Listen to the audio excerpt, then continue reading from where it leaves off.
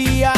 Click that stream, let's fire it up. Morning crew already rolling deep. I'd imagine that with the good vibes keep. Screens glow bright, it's go time now. Mr. Coop's here, and he's shutting it down. Big laugh, straight facts, nothing disguised. Countdown hits and the camera shine.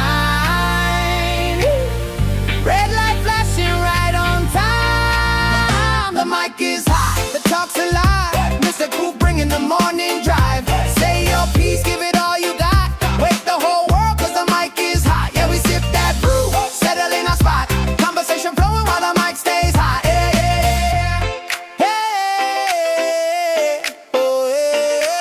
He scans the chat with a careful glance. Calls it real, gives everyone a chance. Keep it cool, keep it clean.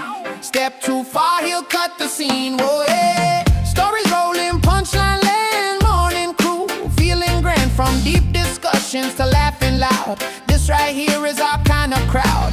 No cue cards, no holding back. Just real life talk on the morning track.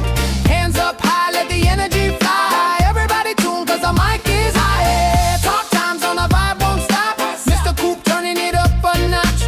Speak your truth, bring what you got. Truth meets laughter when the mic stays hot. From the first hello to the last coffee pour, we're locked in strong. Wanting more, wide awake from the jump. No lie, morning feels better when the mic is high.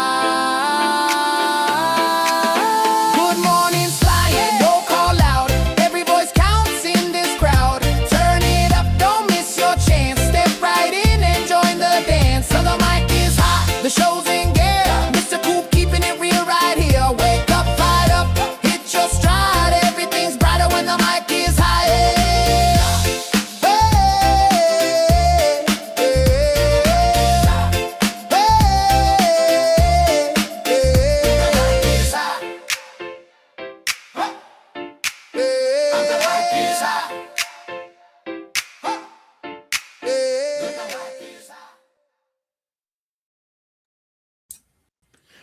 Hey, good morning, D and chat. How you guys doing today? Oh, I am doing good. I am trying not to get sick. I woke up with the sniffles. I don't know what's going on. Holy cow. Yeah. You keep that stuff over there. That's bad. That's bad stuff. Yeah, I don't have time to be sick, so. I hear you. So how are you, D? How was your weekend? Busy, extremely busy.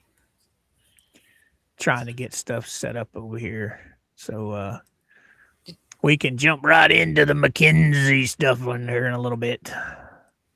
So how was your weekend?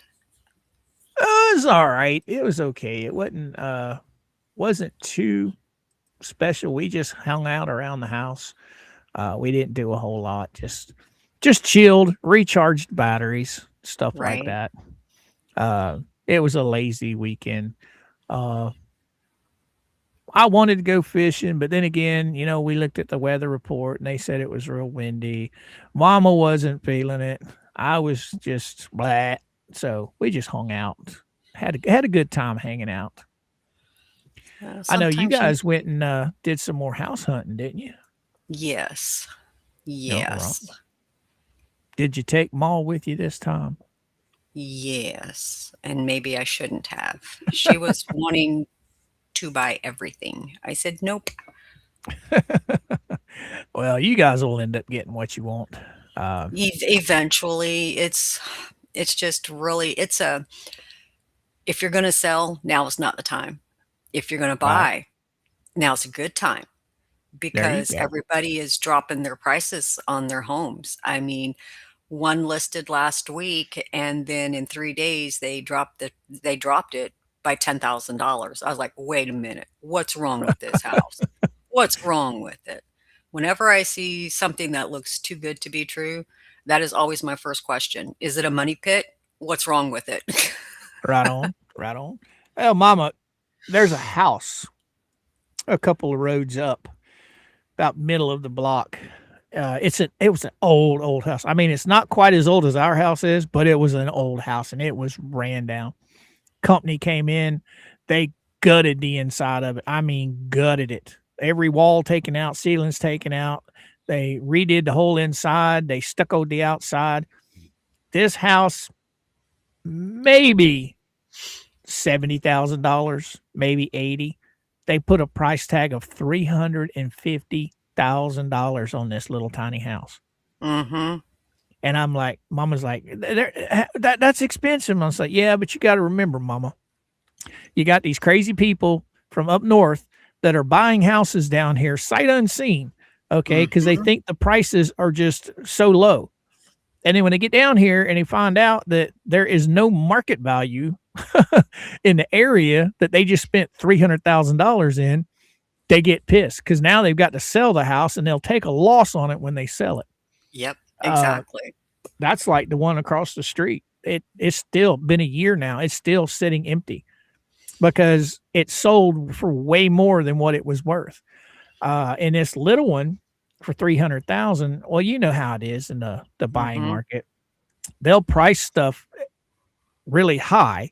So when you come in, they'll let you, play around with the price until, because they've already got a lower price in mind what the house is going to sell for.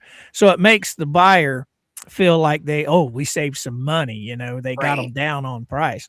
But there is absolutely no way that little tiny shotgun home, because it is a shotgun home. It's just a straight, just a long, skinny home. Right. It's got a front door on the side of this side, and it's got a back door on the other side. And it's just a straight, it looks like a mobile home is what it looks like, but it's a house. And there's no way, because the one across the street, it's on 2 lots. It's got a detached garage.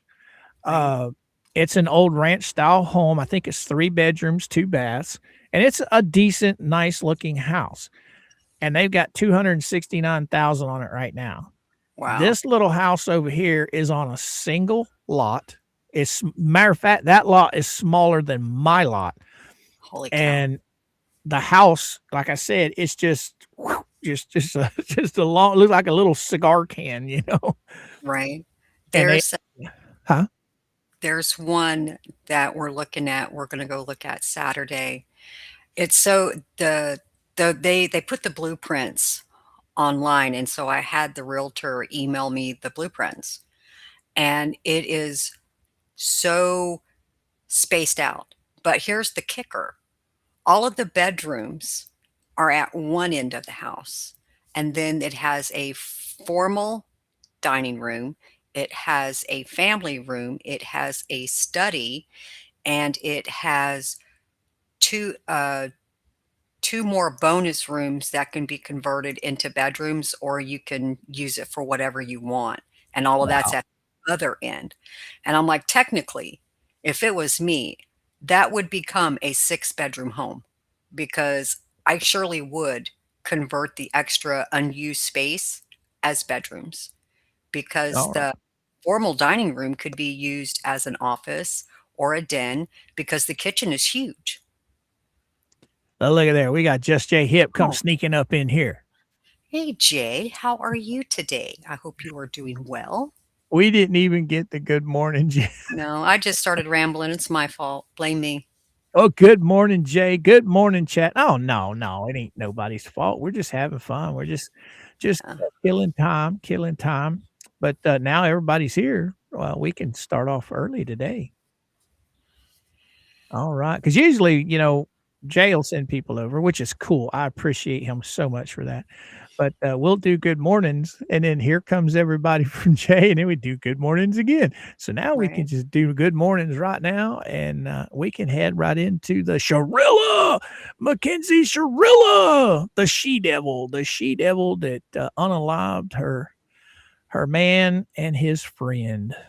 Yeah, I don't care what anybody says about Jay. I like Jay. He's funny. I do too. I watch him every morning. I like I don't know what's going on with my chat here, so we'll just start picking people and saying good morning. Round man, good morning. Hey, brother, I tried my best to get you a membership today. I'm sorry. YouTube won't let us pick. Brenda, good morning. Nancy, good morning. How you doing? Denise Milanoff, good morning. Big Nick, good morning. Stacy, good morning. Greg, I saw Mr. Kiko in here earlier. I saw Miss Tammy, Big Dirt. Yes. Take her away, D. Hey, Chucky. Hi, Jen. How are you? Hey, Sarasota. Brenda. Al, good morning. Hi, Roy. He's over on Rumble. Big Nick is on Rumble. Good morning. Good morning, Michael. Good All morning, right. DR. Speaking of Rumble, we'll be popping over there about halfway through today and finishing up over there with the Mackenzie Shirilla stuff. Yes, we will. Yes, we will. Dee and I have got some exciting stuff that will probably be coming out here in the future about this girl. So stay tuned. Stay tuned. I think you and I are going to work on something, aren't we? Yes.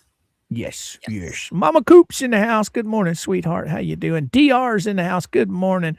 Rick, how you doing? How you doing? Good morning. Jen Thunder. Stacy, how you doing? How you doing? Good morning, everyone. So, yes, we are going to be talking about the Mackenzie Shirilla. This one is Mackenzie Shirilla's high school drama, prison life episode. We're going to be going over that. It is from Law and Crime, and it is what, Jesse Weber? Yes. All right, Jesse Weber. And of course, as you guys know, Dee and I will be stopping and talking and talking and stopping and all that good stuff. So if you guys will give me a minute, Dee, I'll get everything lined up while you talk to the fabulous people in the chat.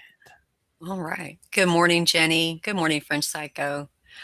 Hi, Janice. How are you? Mama Bear Leah. Good morning. Good morning, everybody. Good morning, Stacy R. Oh, goodness. And I got to go here. And there we are. I wonder if she thought prison would be like high school, or if she thought that she could turn the prison into a high school. I don't know. She's turned it into a high school. Good morning, Faves. How you doing, girly girl? She's turned it into a high school because, I mean, she's already gotten in trouble several times. I mean, she's walking around with hickeys on her neck. Imagine that. Yeah, I always find that funny. How do you walk around with hickeys on your neck when you're in an all-women prison? Can we say somebody got turned out? Probably. Good morning, Harry. But yeah, she's making the best of her prison life, I guess. From what I understand, she's really got the grift going on in there. She's hustling like a crazy woman. Yes, yes, yes. All right, you ready to jump into this, girly girl? Absolutely. All right, just tell me when you want me to stop. A little grunting or giggling or laughing or whatever. Okay. It's not all sunshine and rainbows. It takes a very mentally tough person to be able to get through something like that. What is it really like inside the Ohio? I'll tell you right now, Deese, Jesse Weber loves this particular video spot. He plays and I think it's because look at her face. She looks like a child. She has that look, like an innocent child look. Okay. Oh, let's not forget that this little pathetic face she's got going on here, where she's sad and all sad. She's not sad about what she did. She's sad about the consequences of her actions. Right. And the attorney, the look on his face is like, yeah, we're so screwed. Yep. Women's prison, where convicted double murderer Mackenzie Shirilla is going to spend at least the next 10 years of her life, maybe even more. We are getting inside information from a former inmate on everything from the rules Shirilla has reportedly been caught breaking to the privileges she may be getting behind bars. Welcome to Sidebar, presented by Law and Crime. I'm Jesse Weber. Everybody. Now, if I'm not mistaken, this is a new woman, right, Dee? Because the first one we saw that was giving them insider information, she was blonde. This gal's not. She's brown-headed. Well, there's a few that were in there. Right. And have gotten out since Mackenzie's been in, and they've been talking too. So. Oh. Well, let's find out what this one's got to say. Everybody loves a self-made success story, but John Morgan said, "Oh, There, I knew we weren't going to get by without a Morgan and Morgan. Right. Here we go. Interest, attention into the deadly crash that Shirilla was convicted of intentionally causing. July 2022, the then 17-year-old slammed her car into the side of a brick building in Strongsville, Ohio, destroying the vehicle, killing the two passengers, her boyfriend, 20-year-old Dominic Russo, and their friend, 19-year-old Davion Flanagan. Shirilla survived, incredibly, told investigators that she must have blacked out because she had... Look at that car. I know. It's amazing anybody walked away. It Exactly. Really is. I mean, you look at the passenger side here, it's got the most damage. But my God, like you said, how could anybody have walked away from that? I don't know. It's amazing. I still have two theories. One, she was trying to just end everybody's alive. And then the other one, which I lean towards mostly, I think she thought that, okay, I'll do this and everybody walk away and I can lord this over his head. You know, I can use this for pity party with him. I don't know if she intended on this or not. Well, if you think about it, she's the only one who walked away from this. I shouldn't say walked away. She's the only one who survived this. So Right. everybody's only hearing her side. Had Davion and Dominic survived, they would have had their story to tell as well.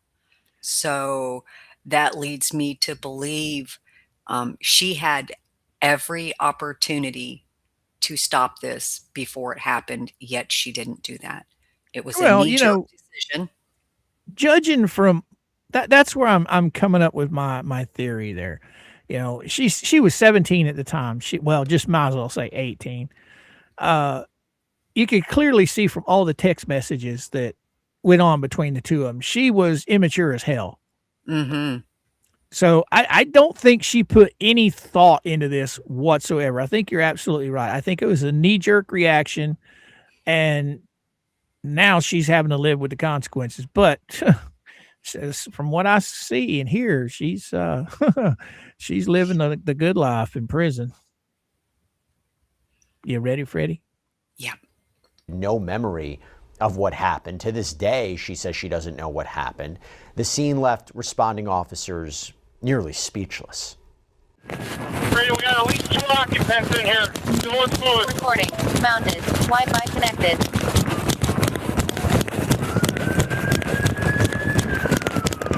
God. I'm 3 guys. Radio, 3 occupants. No one's conscious. No one's breathing.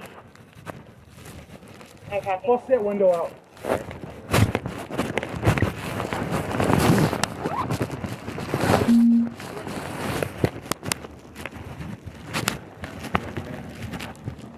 Oh my God, dude.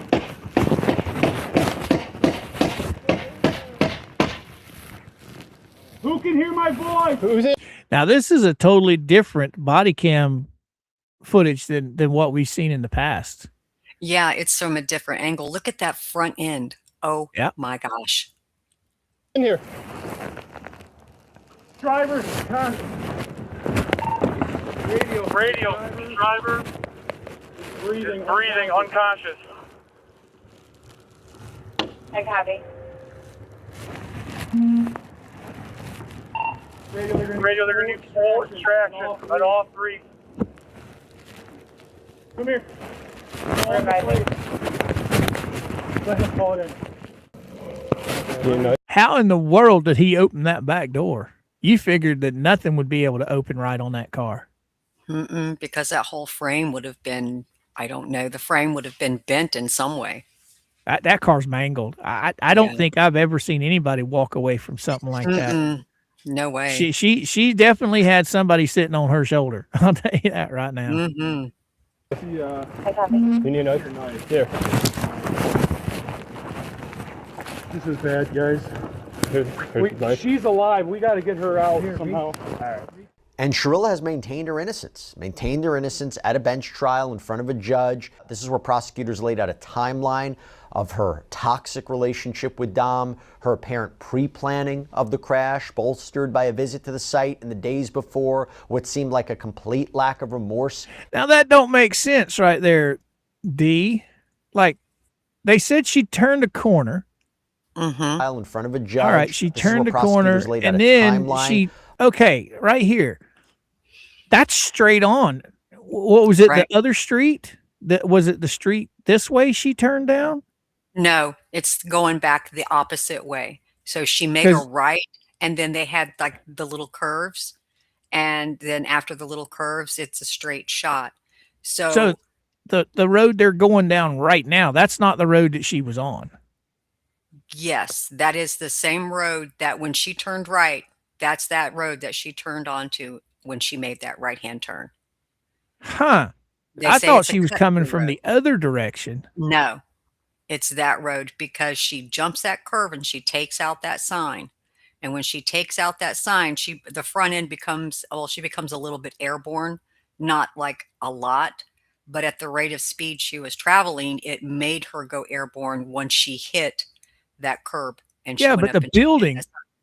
the building right there in front, right where you see my cursor, Yeah, that's what she hit, right? yeah, but she took out that sign, so it But I veered thought her she to came the right. down this road here and then No. turned right into it. As Jay would say, bang right. She banged the right. Nope, she went straight through. She didn't even stop. Oh, shit. That's She didn't completely. even stop because if there would have been a vehicle coming in either direction on that cross street right there, she'd have T-boned them and she'd have took them with her into that building, or she would have flipped them. See, this whole time I thought she came around the corner and then she was going down the road and then she took a right towards the building. Holy crap. This is totally different now. Of her toxic relationship with Dom, her apparent pre-planning of the crash, bolstered by a visit to the site. Because see, this road right here, that's where I thought, that's the road I thought she was coming down. And then she turned right into this. Ooh, shit. What seemed like a complete lack of remorse in text messages and on social media in the time after the wreck. The physical evidence about the accelerator in the car and how there was no malfunction and how her foot never hit the brake.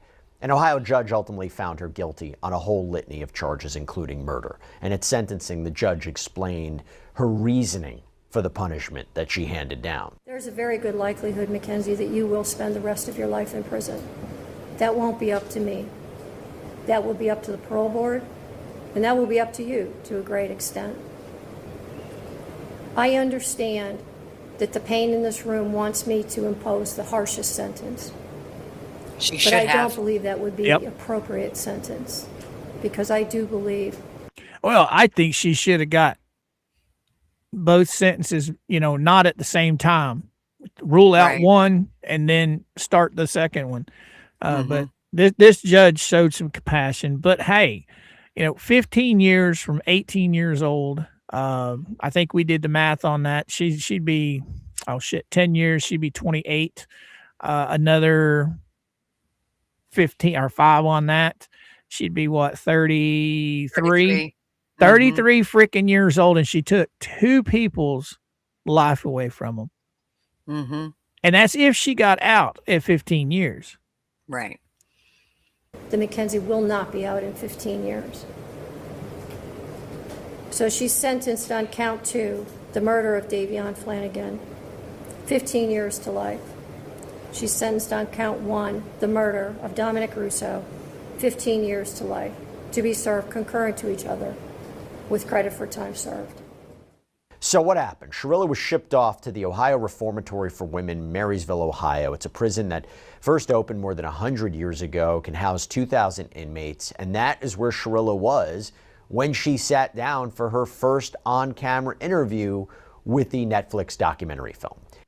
I'd still like to know what they paid her for this. Oh, look, golf carts. Loofah mobiles in Ohio State Prison. Just realized that. Oh my gosh. Well, they have to get around somehow. They got some Florida people up there touring the prison, do they? I don't know.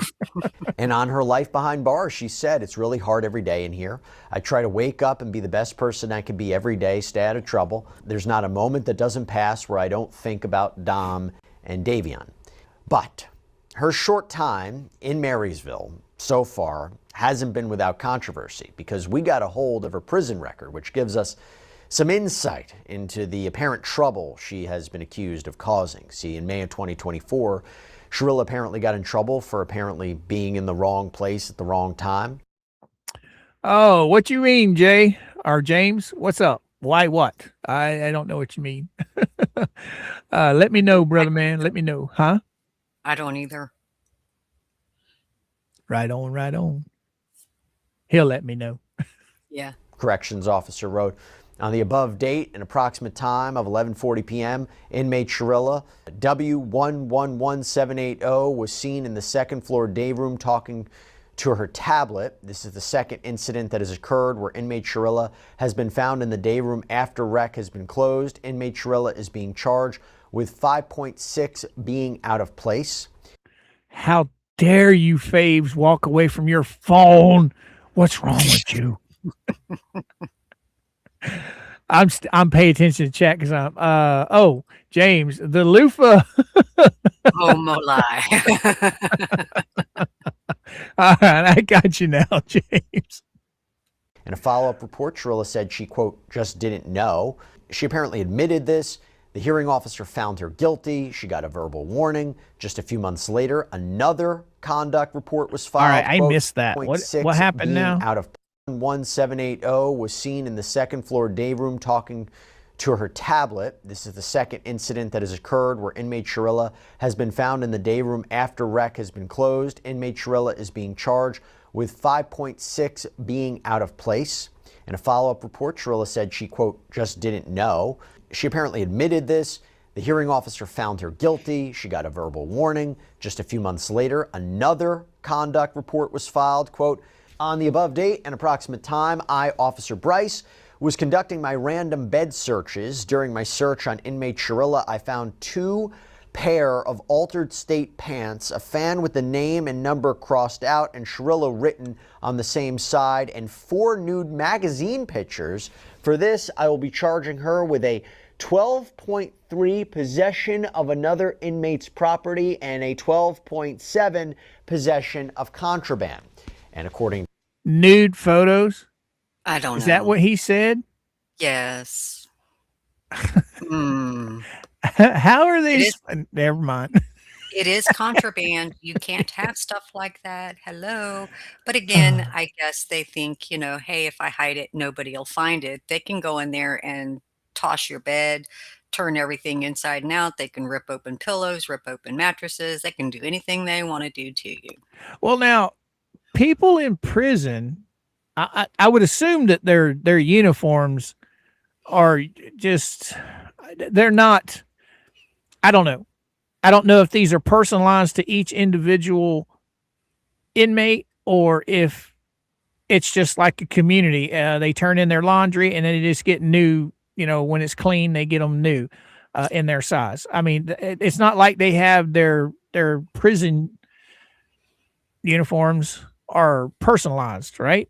Well, if you have money on your commissary, you can purchase name brand tennis shoes, like T-shirts to wear underneath your. And yeah, I think it just depends on the facility, what they allow, what they don't allow.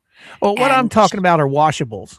Like, your underwear, your bras, probably not your bras, but maybe your underwear and your I don't know. They, like I said, as I stated, you have enough money in your commissary, you can purchase name brand items of clothing, makeup, shampoos, articles of personal stuff. I don't know. So, it's insane what they can get away with in prisons nowadays. But she was giving her, remember what her mom said. They could have given you at least a welcome. Well, not a welcome, like a packet. You're given a list of rules and you are to initial and sign off on that. So you are aware of what the rules are. Yeah, So I she can just knew. see that her getting admitted and them walking up. Here's your care package. Welcome to Right. prison. You got a nice brand new bar of soap. Right. Oh my. To the prison doc, Shirilla told the staff, quote, I did have the fan and pants, was turned into quartermaster, and I was charged. So apparently Shirilla lost commissary access for 30 days for that one. She was cited multiple times for apparently wearing clothing. What are you ouching about? She lost her commissary for 30 days because of that. Oh. Well, Oh, she was unemployed for 30 days then, huh? Right. That had been altered or was being worn incorrectly. This report from April 2025 it stood out because it says, quote, I approached IP Shirilla while she was in case manager Jones's office to take her to the restroom to see if she was properly dressed. IP Shirilla was previously in Mr. Ream's office, and he had asked her for her hoodie as it was altered and considered contraband. IP stated that he couldn't have it because she wasn't dressed properly under her hoodie. When I told her I was taking her in the restroom to make sure she was dressed properly so I could take her hoodie, she stated, if he got a, and then here is slang word for erection, from the way I'm dressed, that's his fault. As she got to the door of Miss Jones' office, she told Miss Jones to come with us to the restroom because she didn't feel comfortable. When we got into the IP restroom, IP Shirilla unzipped her hoodie and her state shirt was completely unbuttoned with just a sports bra on. She was instructed to button her shirt and give me her altered hoodie. The whole time we were in. Oh, so she's in there playing the prostitute, role. She's in there, clothes unbuttoned. Oh. Do you think that she was trying to get a male CO to look the other way or to grant her favors, maybe? I don't know. Now, did we find out, do they have male COs in there? I believe there's male COs in every facility, just like there are female COs in every male prison. So, because I know some prisons are strictly, male or female, but some prisons are unisex where they have both male and female. Right. I'm just not sure about this particular prison. I don't know, but it sounds like the warden is a man. Because didn't she say if he got an erection, it's his problem? Well, I don't know if that was she referring to the warden or was she referring to another correctional officer? I don't know. I thought it was the warden. I could be wrong. The restroom, she was very disrespectful and talked with a loud tone, asking if this was all we were worried about was her altered jacket. This IP has had several conduct reports for contraband clothing. She has been given new state uniforms in exchange for the altered clothes. Her hoodie was clearly taken in on the sides and was very form-fitting on this IP. Oh, so they do. It is, how do I want to say it? The uniforms aren't just for one particular inmate. They get circulated. They go to the laundry room, they get washed, and then whatever size you are, that's what they give you back. Right. I guess. I don't know. I'm assuming that because I know some prisons will literally have the prison inmate's number on their uniform. I don't know. It's something interesting. But yeah, we might find it in that treasure trove of goodies we found this morning. Maybe. And then you have this, August 2025, there was another incident, this one involving claims of sexual activity. A conduct report states IP had her hands in IP Shirilla's pants in her buttocks region. Now, Shirilla denied this happened, reportedly saying, I did not allow her to touch me, and I have never had a sex ticket, and this is not me. I don't do that kind of stuff. By the way, you can check out all of Shirilla's apparent misconduct reports right now on the Long Crime Plus app. We have a whole case file on Mackenzie Shirilla. We have everything in there from the police body cam, the evidence photos, the incident reports, the jail phone calls. You can check it out there. Now, we wanted... Holy shit. You scared the living daylights out of me, 9 chickens. I thought that was 9 chins for a minute. Oh, welcome aboard, 9 chickens. Welcome aboard. You think they need some, come back here, male guards to handle those chunky female inmates when they get disorderly. Yeah, you would think so. But there are some gorgeous women that look like they come from the Amazon that could be guards in there. I mean, some of those women are burly. I don't know. Yeah. Oh, look at there. This is Lufamobiles. Again. To know what life is really like in this facility, in prison, for Mackenzie Shirilla. So I had the chance to speak with a former inmate of the Ohio Reformatory for Women, Jess Dennison. And her videos have gone viral since the crash premiered on Netflix because she's revealing behind the scenes details about life at this women's prison.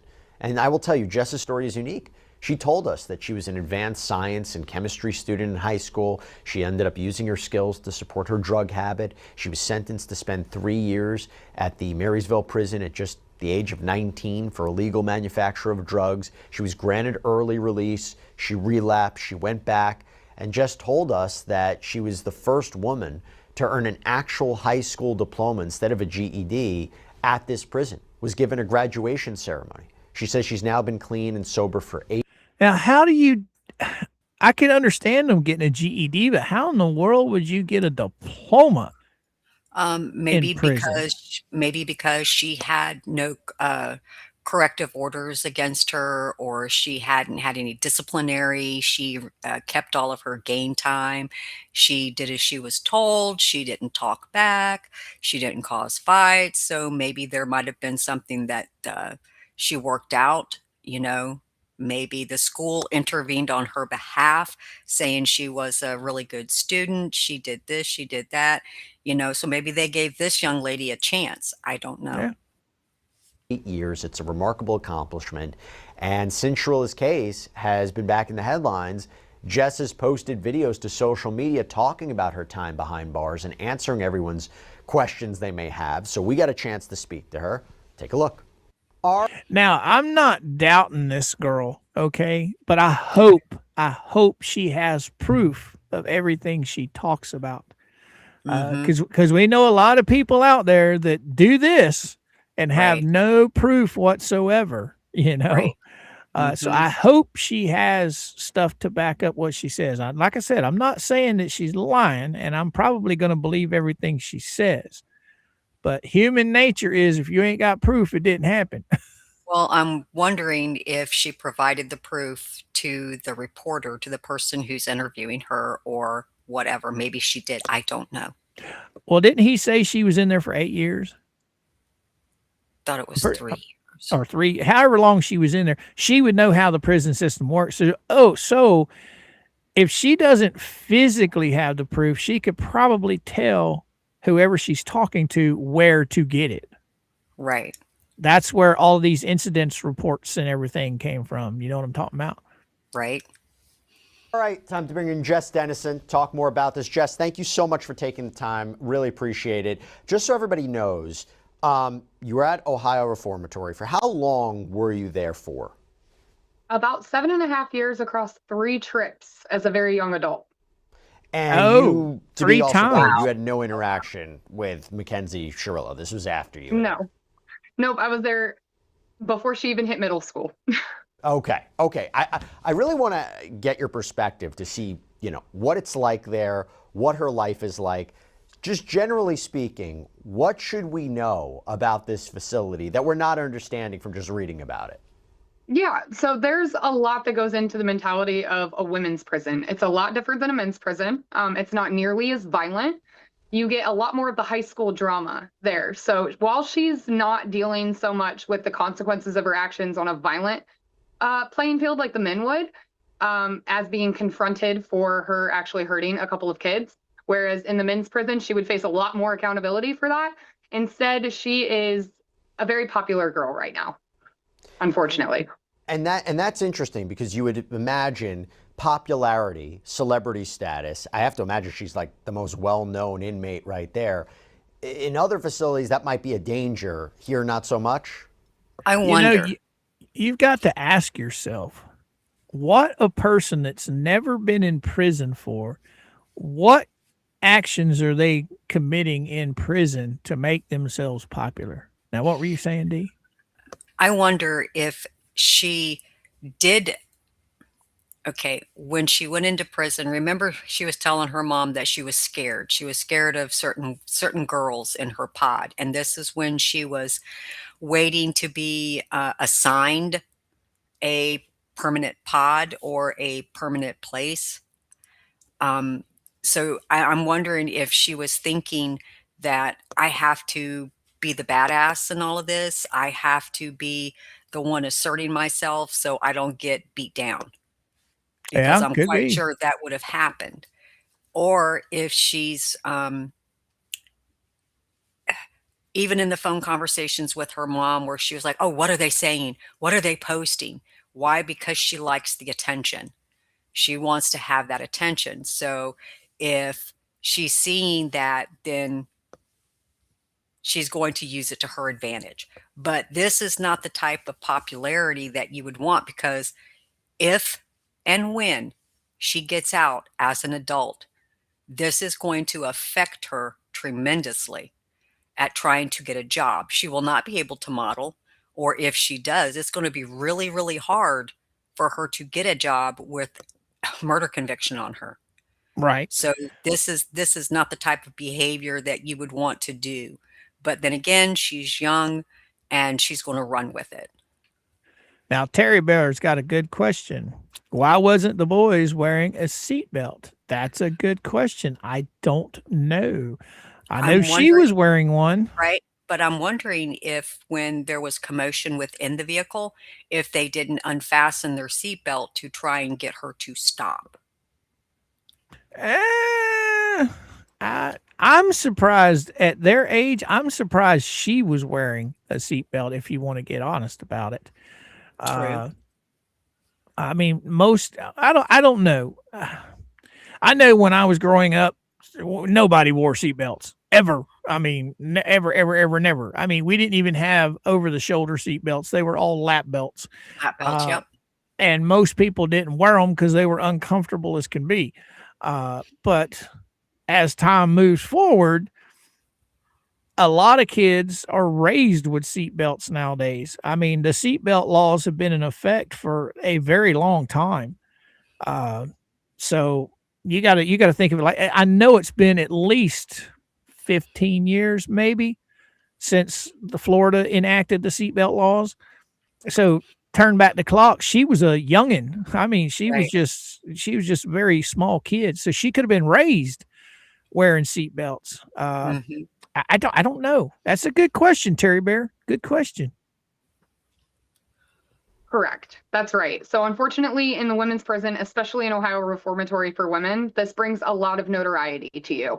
Her popularity has shot up significantly because everyone on the compound is calling home to their family, and their family is giving them information on this crash documentary. So everyone wants to know who she is, talk to her, and be able to say, I was in prison with her. Oh, that's what got her the popularity, was the documentary. Right. 15 minutes of fame. Yep. Is it strange for you to see them filming a documentary at the Ohio Reformatory? I mean, have you ever seen anything like that before? Yes. So a couple of times. There's a few times Kim Kardashian came in and worked with some of the girls to get early releases. So documentaries aren't strange there.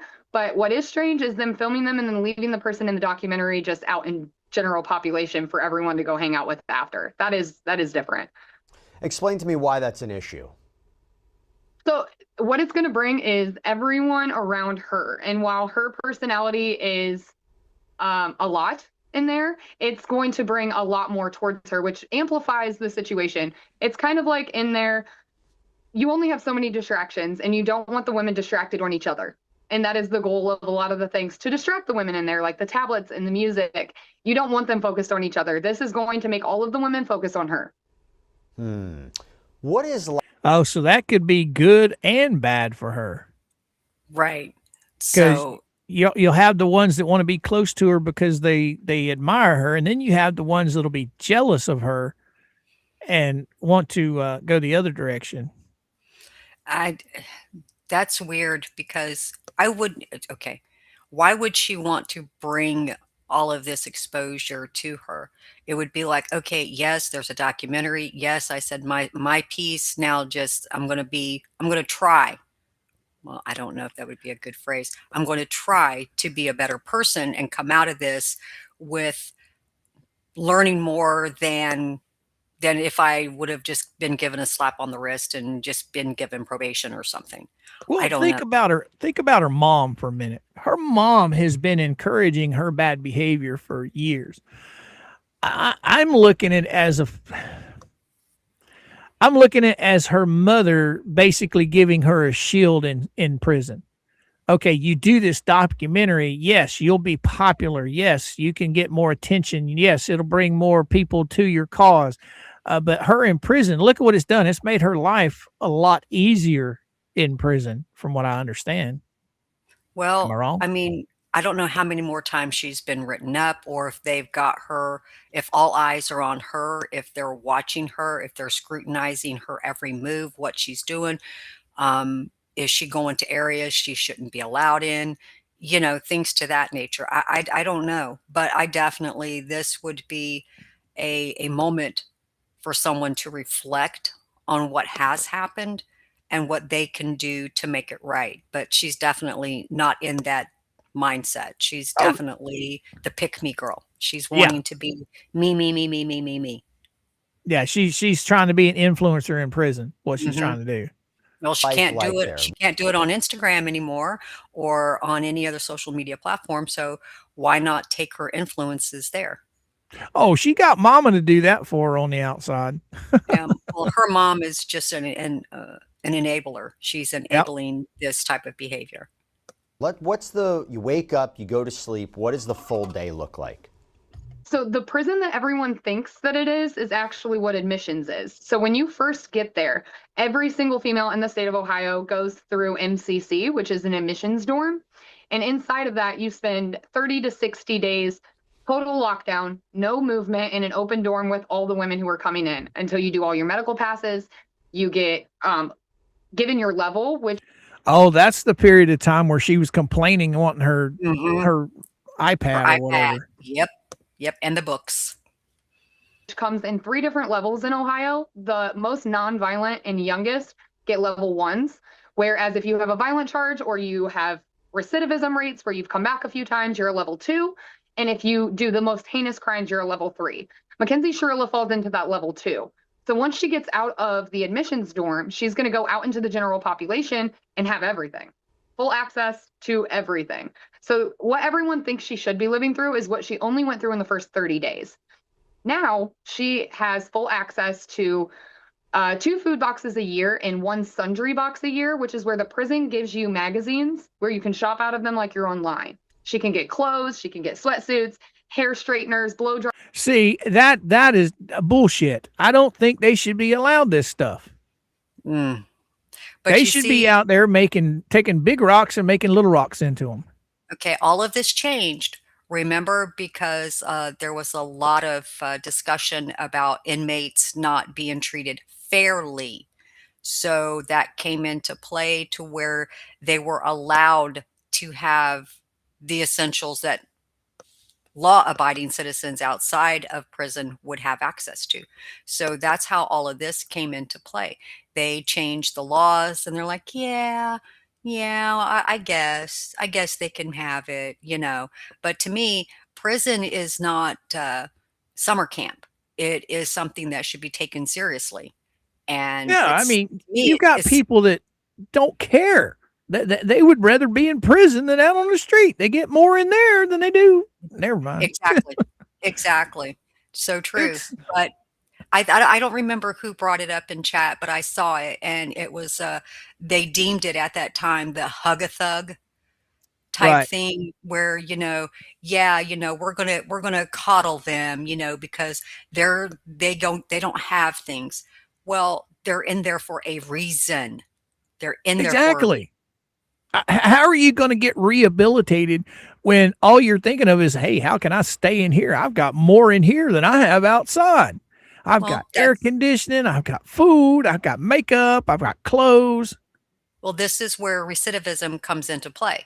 If they're going to get out in 18 months, they're going to go do something stupid and they're going to put a revolving door. They'll come back in number 2. They'll have to go through the same thing all over again. And then they're going to get the same freedoms. They'll get the same things. They'll have access to the best mascara, the best foundation, all of that stuff.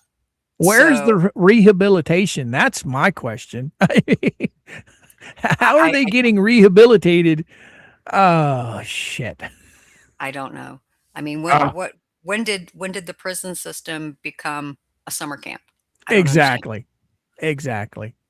Dryers, curling irons, makeup, and most of that is to make the women feel a little bit more normal in there.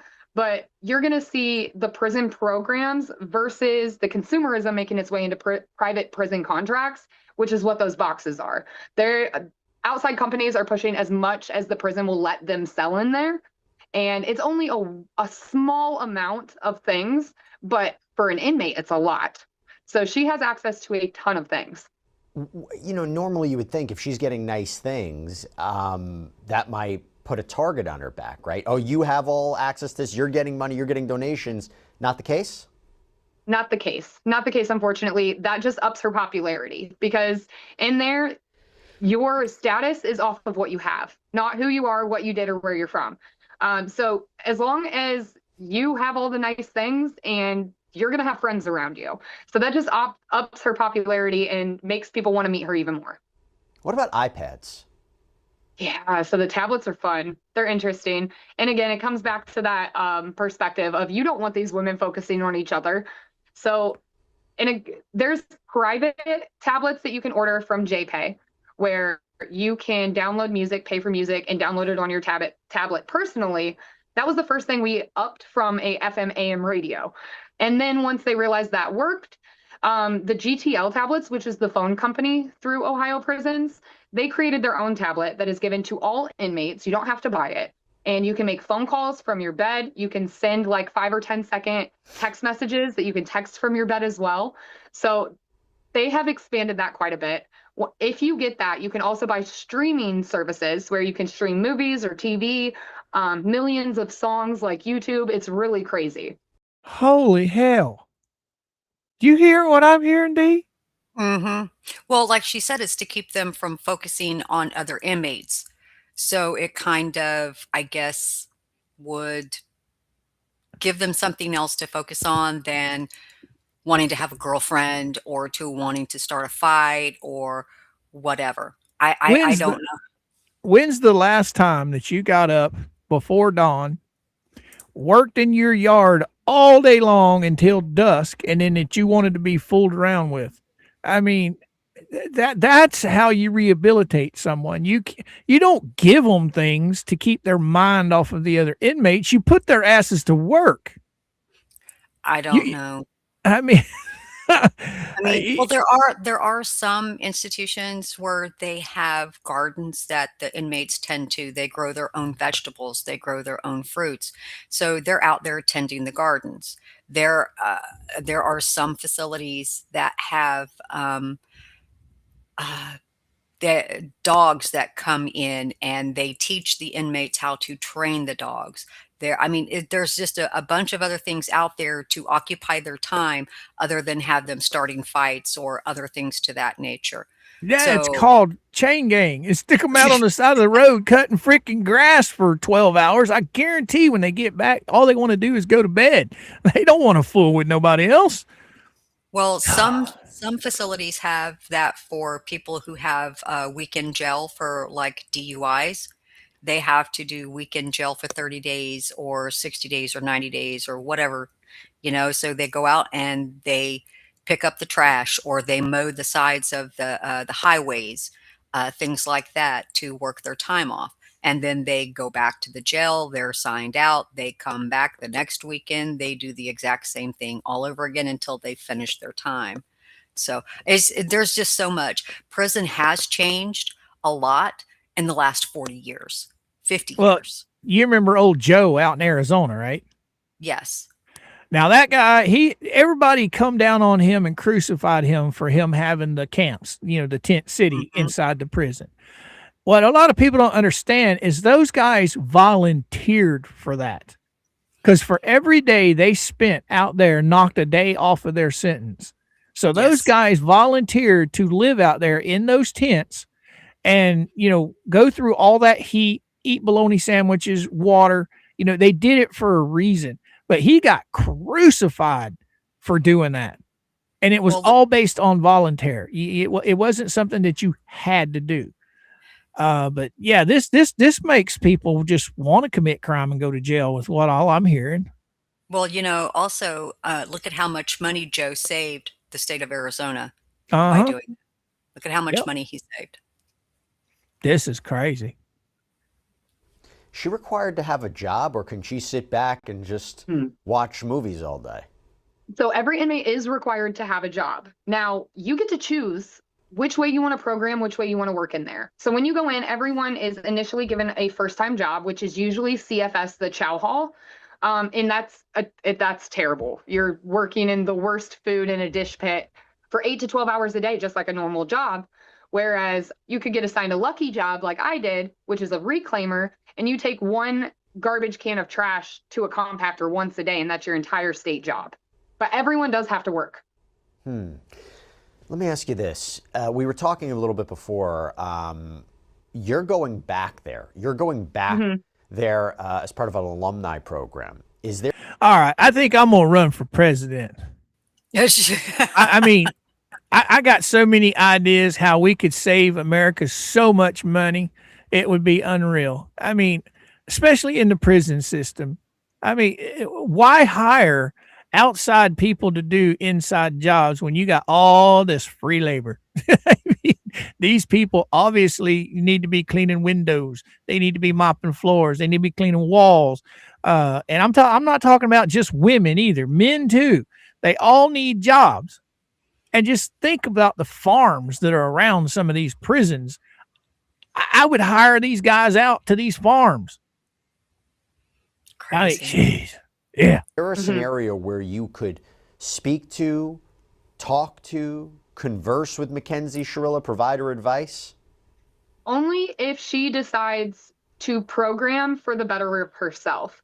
So like I said, every inmate has the opportunity to set their own programming schedule. You can decide if you want to go into college, if you want to go into the Tapestry program like I did, which is the highest the highest recovery rate in the entire state of Ohio with 27%.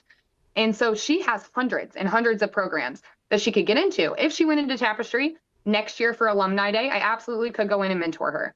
But that's a personal choice. She could choose to not do any programming and go run the yard, sleep all day, skip out on her state assigned job, and not do anything. We know what she's doing. She ain't working. She's Yeah, see, this is what I was saying. She has a choice. She could better herself. She could learn from all of this, and she could become a better person, but she's so young. I don't see this happening. Well, see, they're not really giving them fair choices. I mean, like this gal said, the Tapestry program. All right. Well, what else is she going to do besides that? She's going to run around and sleep all day. Well, if she had a choice between bettering herself with the Tapestry program or out there making big rocks into little rocks, what do you think she would choose? Well, I don't know. It's crazy because the more you do for yourself when you're in there, you are definitely shaving off time off of your sentence by focusing on the programs that are available, by focusing on yourself, by accepting a mentorship from somebody who can come in and say, hey, let's talk here. Let's discuss what are your goals. But I don't see Mackenzie doing any of that. I can't see her doing any of that. But then again, she may surprise everybody and turn herself around. Well, at this point in time, I don't think I'm going to hold my breath waiting on that to happen, but you got hope going on, I guess. And it's a choice. That would hurt her at parole, right? She's already hurt herself at parole, unfortunately. So the parole board gives people a bit of a self-confidence that I think hurts them in the long run. When some of the inmates have longer time. They fill themselves with delusion that that appeal is going to get them out early. Unfortunately, with her conduct reports, it doesn't seem as if she's carrying herself in a way that that matters to her right now. These parole boards in this parole hearing, they flop you, is what we call it in there. You get flopped for 5 years every time. So they rarely, for any infraction that has a life sentence tag on the end of it, give the first parole hearing or give at the first parole meeting, give parole. Oh, so she could be looking at parole in the first 5 years. Yes. I thought the judge said she couldn't even be eligible for parole until 15. That doesn't mean she won't come up for it. She can come up for it, and if they decide to hear it, they can say nope.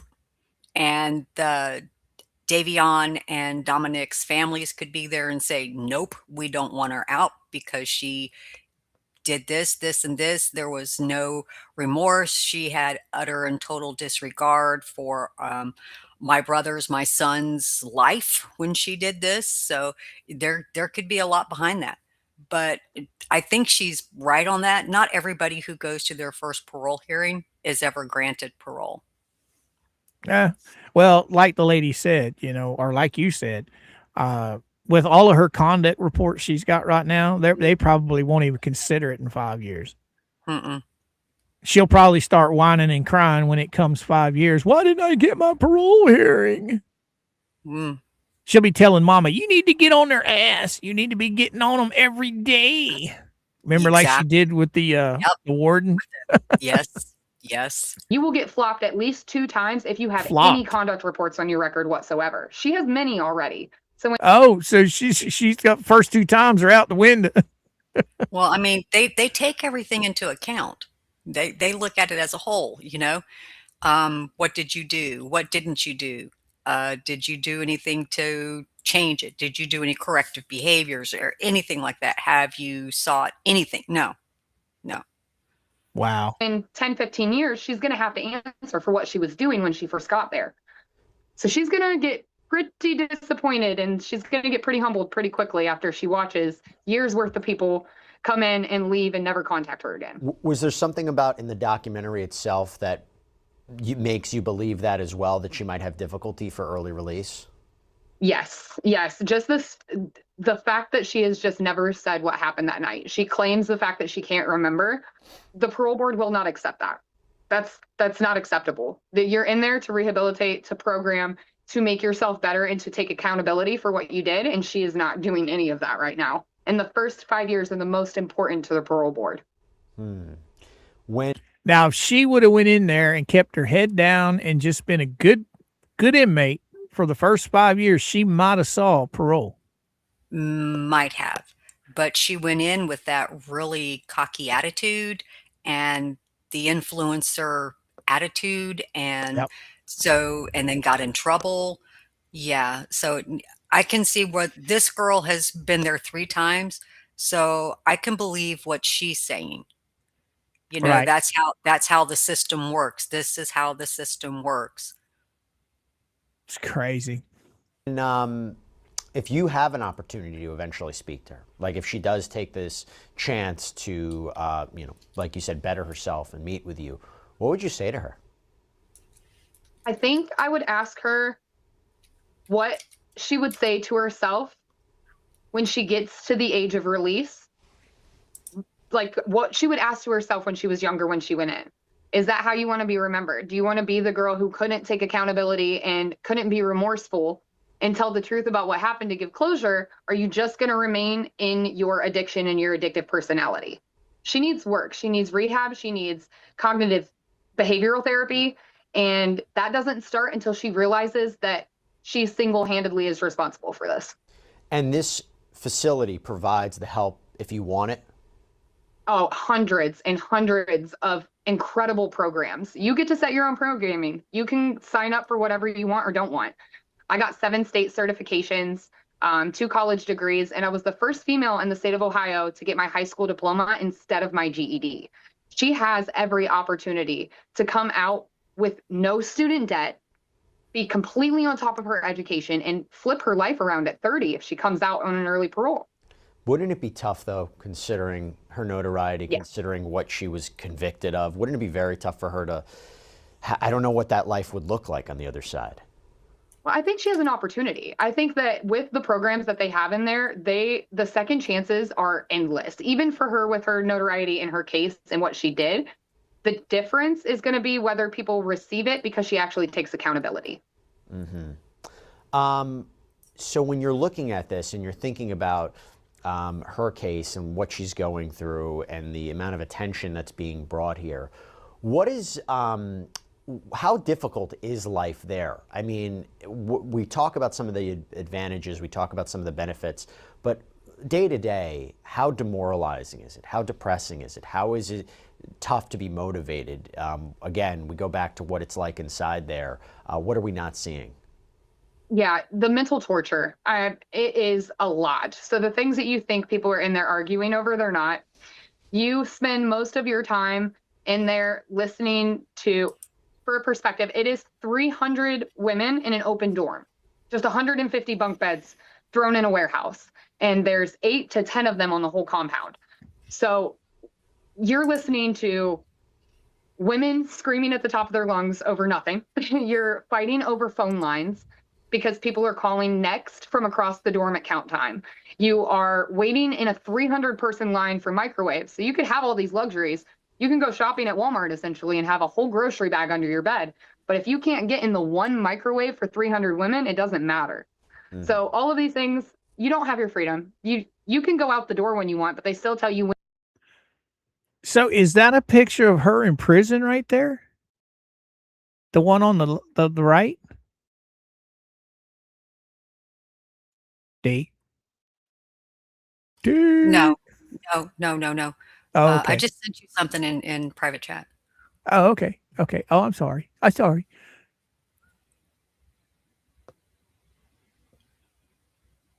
All right. Let's go see. What do we got over here?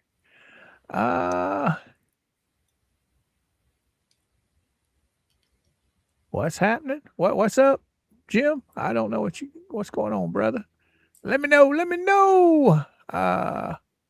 Absolutely right. Notice how they are ignoring our comments. Well, I don't mean to ignore it when we're watching the video, but I get to them when I get to them. Sharon, I recognize Sharon all the time. So what you got to say, Jim? Put the spotlight on you. What you got to say? So far, 2 appeals for early release in courts have been denied, and Ohio Supreme Court is ignoring that appeal. All Right. right. She has 1 appeal left, and everybody is saying that the last appeal would probably be for ineffective counsel. So I don't know. I don't know. I don't know if that's what they would go for on her final appeal. I'm thinking you're right though. On the final appeal, they'll bring in the my lawyer was a dummy. I don't know what the first 2 were over, but yeah.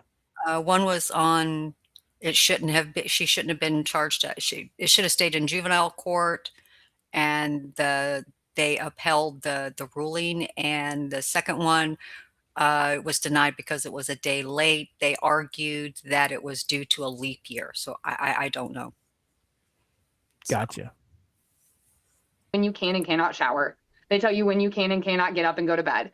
And it's demoralizing in that point. It's exhausting. And if you don't have the mentality to live around 3,000 criminal women and the behaviors that come with that, you won't survive it.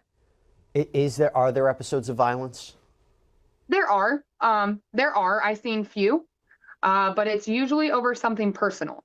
It's never over. Check my email. Ba-bam. Well, I got 2 here. What do we got here?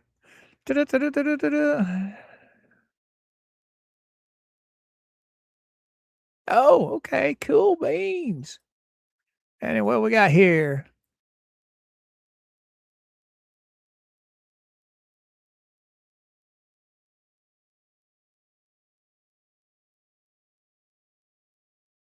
All right. All right. That's good to know, Jim. That's good to know, my friend.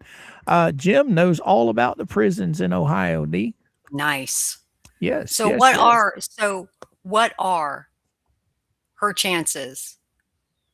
All right, okay, let me rephrase that. How long would she have to serve before she came up for her first parole? And could her write-ups cause her to not get parole? So there's your question, Jim. What was it, D? 5 years. Does she get her first appeal in 5 years? Is that true or false? Or parole And hearing? or parole hearing, if that is true, and she does or is eligible for a hearing in 5 years, could her conduct in prison affect it to the point to where they could just say, nah, we'll wait till the next one? Right. All right. And I'll keep an eye over there, see what we got going on, because we're going to be leaving YouTube here shortly, guys, because we're going to go to Rumble for the second video. Principle, like it is with men. It's usually personal. The only time I ever saw any serious violence in there is because someone hung up somebody's phone call and they were calling home for a family emergency. So that's the type of things that would get women to actually get violent. Jess, I want to go back to you. Talk to me about the work that you do right now, and how you're helping people. Yeah, so I use my story, my sobriety, and I share it on social media all of the time. It helps a ton of people. We work with nonprofits across multiple different states to get ex-inmates or people who are on the streets and are struggling into rehabilitation, into sober living facilities. And I'm going to take all of that motivation back into the prison for Tapestry Alumni Day. And then we get to motivate the inmates to show them that there is something else on the other side of this. And regardless of what you did, where you come from, there's a comeback. And that's another question right there for you, Jim. Are all prisons this soft on criminals in Ohio? All right. What do we got? Saying Go ahead. 11 years first hearing. Reports will affect her good time. Due to crime, she will get 5 years at first hearing. She will get 5 years what? Added to her sentence, or she will get 5 years at first hearing? So her first parole hearing wouldn't be until the 11-year mark. Okay. All right. But Sharon is saying that her first parole hearing is after she has served 15 years. I would want to see the court docs on this. See, that's where I'm confused, because that's what I could have swore I heard the judge say, that she would not be eligible for parole for 15 years. So that's where I'm confused. How about you? Yeah, I would want to see the court docs. I would want to go to, if they're accessible, if they're public, I would want to read them. I would want to The verdict? I would want to read what she was sentenced. He says no, not added. Jim says it's not added. So it's not 5 years added. Oh, okay. All right. But then again, my question still remains, are all prisons, men or women's prisons in Ohio, this soft on criminals? I mean, I could understand this kind of leniency towards what they call minimal risk people, like the guys that write bad checks or something like that, something that's not physically, it's not violent crimes. But her, like I said, she needs to be busting big rocks into little rocks, or she needs to be cutting grass with a hand sickle. That's it. She's got too much time on her hands. All right. We don't have much more time left on this one particular video, guys. And by the way, you have a significant social media. That's actually one of the things that we were seeing is the videos that you were making about this place, and also about the Mackenzie Shirilla case. That's an interesting way to communicate it to the world. Yeah, it's fun. It's a great opportunity for sure. I think one thing I want to share a lot of that my followers seem to be Jim says they'll have to do a hearing and the write-ups will affect her level status. Oh, okay. Cool. Now, guys, I am learning about this stuff right along with you guys. Okay. I don't watch these videos. I want first reactions when I watch them with you guys. So whatever's in these videos, I have not watched it ahead of time. So just keep that in mind. I'm learning.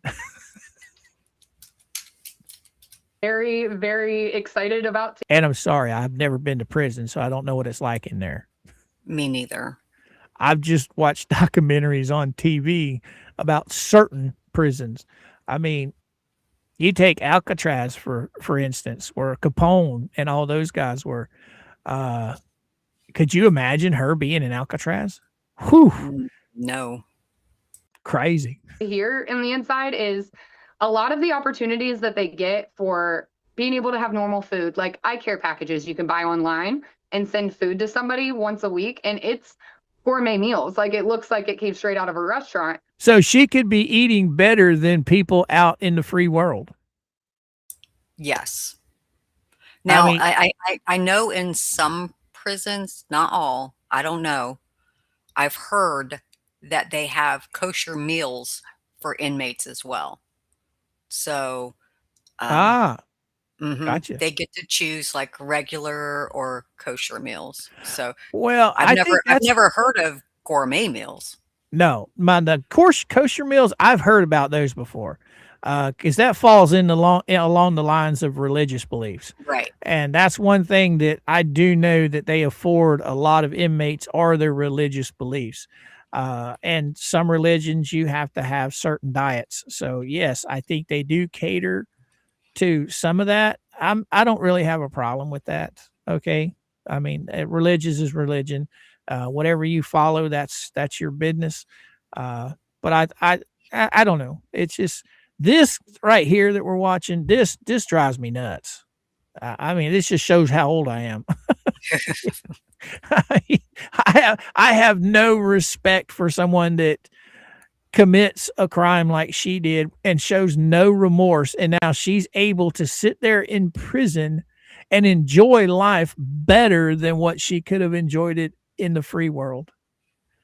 I mean, we were talking about this the other day. Her mom and dad are probably going to be broke just trying to support her in jail.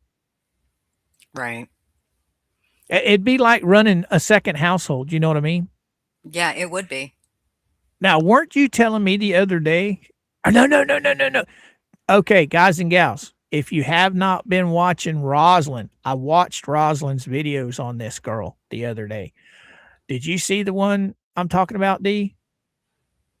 It's the one where she's talking about the parents were in debt, over $150,000 in debt. Already? No. This is you need to watch Rosalind's video. Okay. It's $150,000 in debt when she was young and when she met this kid. Oh, wow. And from what I gather, she had a plan in motion to become an influencer to try and pay off her family's debts. Oh, wow. And I think the boyfriend was supposed to be involved in that scheme. You guys need to watch Rosalind's video. She did a bunch of investigation on this, and she's got a little short. It's not very long, and it open your eyes. It'll open your eyes to motive on this gal. Wow. Matter of fact, well, I'm going to go ahead and play this. I'm going to go hunt that down and show people, get the link so people can go check it out. But on the other side of those programs are inmates who are learning how to cook in a restaurant, in an industrial kitchen, by order per unit. So sure, some inmates are getting a cheeseburger, chicken and waffles, and that doesn't quite make sense. But there's somebody on the other side of that who is learning how to be an actual industrial chef in the restaurant industry and can take that anywhere with them. Yeah. Same with the hair salons and the nail salons. Mackenzie Shirilla can go get her hair done and create a hair appointment and just pay for it out of her commissary. But there's an inmate on the other side of that learning how to do hair to go into the hair industry. So there's a balancing act for sure. Yeah. Well, listen, you're doing great work. I really appreciate you coming on and giving us a little perspective about what this facility is like, what Mackenzie Shirilla may be going through. And, again, keep up the good work. It's really, really important. But Jess Dennison, thank you for coming here on Sidebar. Of course. Thanks for having me. And that's all we have for you right now here on Sidebar, everybody. All right. Thank you, Jesse. All right. I just posted the link for Rosalind's video. Matter of fact, I'm going to repost it here in just a minute. I want to add something to it. Let me pull this up real quick. Rosalind has a very, very how do I want to say this? She's got a very good take on this whole matter. You guys really need to check it out. It's Mackenzie Shirilla, motive? ? Mom, dad were broke is the name of the video. Wow. I'm fixing to post it again. And if I'm not mistaken, within the video, she talks about how much they were in debt for and blah, blah, blah. So yeah, guys, go check this out. I'm going to post it back here. That way it'll go to both places. All right. I can see why they would have a hair salon, okay, because they have to maintain personal hygiene, okay? I can see that, yes. Just like in men's prisons, I would guess that they have barbers where they can go get, personal hygiene, maintain their personal hygiene. So. All right. For anybody that would like to go check out Rosalind's video, I pinned the link. So all you have to do is click it. It'll take you straight to Rosalind's video. Rosalind's been covering this in a different aspect. Dee and I, we're just going over, what we see and hear on this stuff.